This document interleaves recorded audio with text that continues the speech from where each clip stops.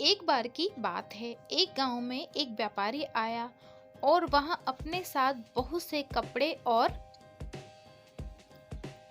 खिलौने लेकर आया था। वह हमेशा की तरह इस गांव में भी ईमानदारी से अपना सामान बेचकर कुछ पैसे कमाना चाहता था। उसने दिन भर मेहनत कर अपना सारा सामान, कपड़े और खिलौने बेचकर गांव से जाने लगा था।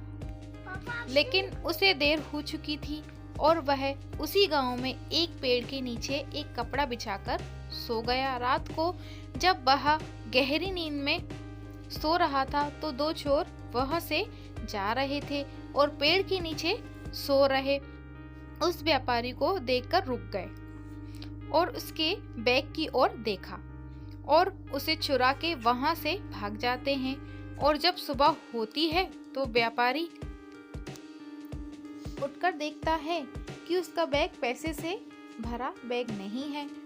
वो बहुत परेशान हो जाता है और बैग चारों ओर ढूंढता है और रोने लगता है और भगवान को याद करता है कि हे भगवान, मैंने कभी किसी का बुरा नहीं किया, पर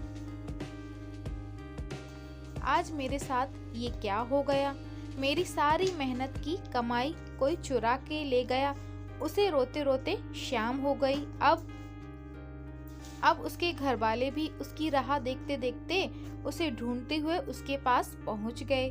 जब उसने घर वालों को ये सारी कहानी बताई तो घर वालों ने उसे दिलासा देकर उसे घर चलने को कहा और उसे घर ले जाते समय उसे रास्ते में एक बैग पड़ा देखा तो उसे खोलकर देखने लगा। उस बैग में उस व्यापारी के चोरी हुए पैसे ही थे। उसे पाकर वह बहुत खुश हो गया और रोते हुए भगवान वो धन्यवाद देते हुए घर वालों को गले से लगा लिया और बोला, भगवान ईमानदार लोगों को कभी भी निराश नहीं करता, वह हमेशा आपका साथ देता है। मेहनत की कमाई मुझे वापस दिला दी। वह व्यापारी ईमानदार था, इसीलिए उसका पैसा उसे वापस मिल गया। Please like, share and subscribe my YouTube channel.